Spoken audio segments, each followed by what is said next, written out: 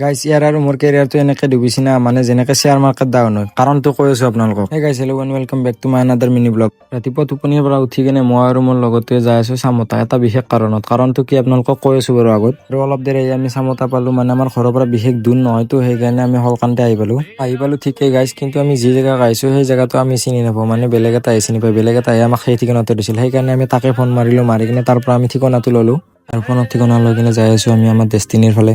Finally আমি আহি পালো চামতা পেৰামেডিকেল। মানে গাইছ আমি BA পাছ কৰি কিনে আমাৰ কেৰিয়াৰ একদম ডাউনফল আহি গৈছে তো সেইকাৰণে আমি ভাবিলো এইবাৰ অলপমান বেলেগে কৰো মানে আৰু ঘৰত বেকাৰ বহি থাকিব।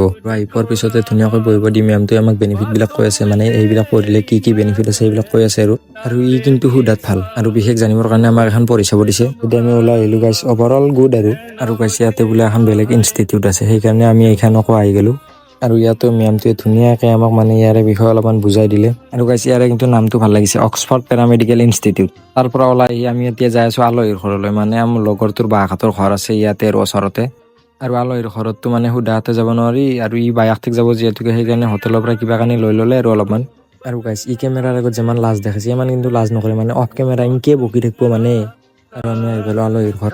আৰু গাইছ খোৱাত কিন্তু লাজ নাই, মানে আহিয়ে খোৱাত লাগি গ'লো কাৰণ লাজত কাজ হেৰাইতো সেইকাৰণে। আৰু চাহ তাহ খাই দিয়ে আমি আহি গ'লো ঘৰৰ ফালে, মানে অলৰেডি আমাৰ বহুত দেৰি হৈছে তো সেইকাৰণে।